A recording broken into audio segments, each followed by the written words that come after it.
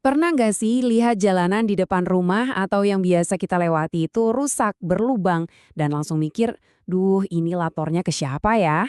Nah tenang, kali ini kita bakal bongkar kode rahasia yang ada di marka jalan, biar laporan kita semua itu nggak cuma nyangkut di antrian, tapi beneran ditindaklanjuti. Rasanya tuh gemes banget kan? Tiap hari lihat lubang yang sama, tapi kita bingung. Ini tanggung jawabnya siapa? Pak Bupati, Pak Gubernur, atau langsung ke pemerintah pusat di Jakarta? Seringnya karena bingung, ya udah deh, kita jadi malas lapor. Dan masalahnya ya gitu-gitu aja.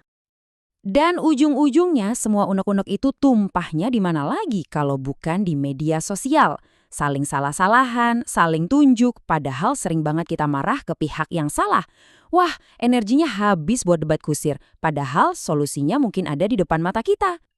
Tapi gimana kalau saya bilang, sebenarnya ada petunjuk super jelas yang selama ini kita lewatin gitu aja. Sebuah kode rahasia yang bisa langsung nunjukin siapa yang harus kita colek buat benerin jalan. Yep, bener banget. Jawabannya itu ada persis di bawah ban mobil atau motor kita setiap hari. Kuncinya itu ya di garis-garis yang ada di jalanan. Marka jalan yang kelihatannya biasa aja itu ternyata nyimpen informasi penting loh. Dan ini dia, momen pencerahannya. Aturannya tuh cuma dua, simple banget. Kalau di jalan itu ada marka kuning dan putih, itu udah pasti jalan nasional. Artinya itu tanggung jawab pemerintah pusat. Tapi kalau markanya hanya putih, itu artinya jalan daerah. Gampang kan? Oke, biar lebih jelas, kita bedah satu persatu ya. Kita mulai dari yang paling gampang dikenali, jalan nasional. Pokoknya patokannya gini, hanya jalan nasional yang boleh punya marka warna kuning. Jadi begitu Anda lihat ada garis kuning di aspal, entah itu garis putus-putus di tengah atau garis utuh di pinggir, udah fix, itu urusannya Kementerian PUPR, alias pemerintah pusat. Jadi ingat ya, kata kuncinya itu kuning. Kalau ada kuningnya, jangan lapor ke Pemda.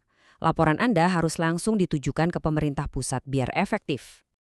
Oke, sekarang gimana kalau nggak ada warna kuningnya sama sekali? Nah, berarti kita masuk ke wilayah kekuasaan pemerintah daerah. Disinilah biasanya orang-orang mulai agak bingung karena semuanya pakai marka putih. Pertama, ada yang namanya jalan provinsi. Ini biasanya jalan utama di daerah yang nyambungin ibu kota provinsi ke kota-kota lain di sekitarnya. Jalannya seringkali lebar dan mulus, nah makinnya banyak yang ngira ini jalan nasional, padahal bukan. Nah, ini dia jebakannya. Jangan sampai terkecoh sama lebarnya jalan. Patokannya tetap di warna marka. Kalau cuma putih, mau selebar apapun jalannya, itu tetap tanggung jawab pemerintah provinsi. Oke, sekarang pasti muncul pertanyaan. Loh, kalau jalan provinsi sama jalan kabupaten kota, sama-sama markanya putih, terus bedanya gimana dong? Pertanyaan yang bagus banget. Bedanya ada di fungsi dan ukurannya. Jalan kabupaten atau kota itu sifatnya jauh lebih lokal. Misalnya jalan yang menghubungkan antar kecamatan, jalan desa, atau jalanan di komplek perumahan. Biasanya ukurannya lebih kecil dan bahkan seringkali nggak ada markanya sama sekali. Nah, kalau yang ini wilayahnya Pak Bupati atau Bu Wali Kota.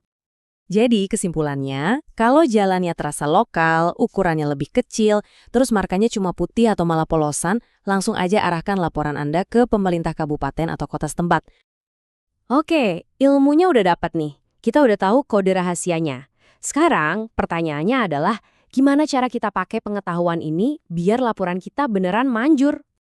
Penting buat diingat ya. Tujuan dari semua ini tuh bukan buat nyari-nyari kesalahan atau bikin kita jadi saling tunjuk. Justru sebaliknya, ini tentang memberdayakan diri kita sendiri supaya suara dan keluhan kita itu sampai ke alamat yang benar dan bisa direspons lebih cepat. Jadi, ini dia contekan praktisnya. Lain kali Anda lihat jalan rusak, ingat 3 langkah simpel ini.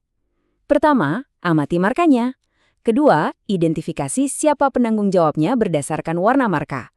Ketiga, laporkan ke instansi yang tepat. Simple. Coba deh bayangin, laporan yang salah alamat itu kayak kita kirim paket ke alamat yang salah. Pasti bakal muter-muter dulu, lama sampainya, atau malah hilang. Tapi, laporan yang tepat sasaran itu kayak email yang langsung masuk ke inbox orang yang dituju. Peluang untuk dibaca dan ditindaklanjuti jelas jauh lebih besar. Nah, sekarang Anda udah pegang kuncinya. Saya jamin, mulai besok, cara Anda melihat jalanan pasti bakal beda. Jadi, kira-kira jalan mana nih yang bakal jadi target pertama Anda buat dipecahkan kodenya?